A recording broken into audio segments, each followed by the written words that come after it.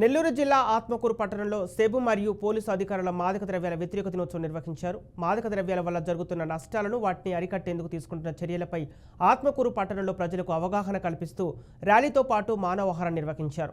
పట్టణంలోని డిగ్రీ మరియు జూనియర్ కళాశాల విద్యార్థులు ర్యాలీతో పాల్గొన్నారు. జూనియర్ కళాశాల నుండి బీఎస్ఆర్ సెంటర్ వరకు ఈ ర్యాలీ నిర్వహించి అనంతరం అక్కడే మానవహారం నిర్వహించారు.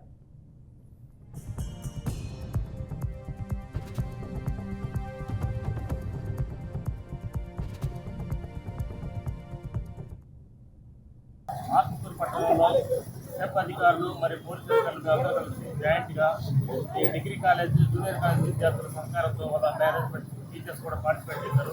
అందరం కూడా ఈ ర్యాలీ నిర్వహించి ఈ యాంటీ డ్రగ్స్ సంబంధించి స్లోగన్స్తో విద్యార్థులతో స్లోగన్స్ ఇచ్చి ర్యాలీ నిర్వహించాము. చివరిగా ఈ బీఎస్ఆర్ సెంటర్లో మానవహారం కూడా నిర్వహించాము.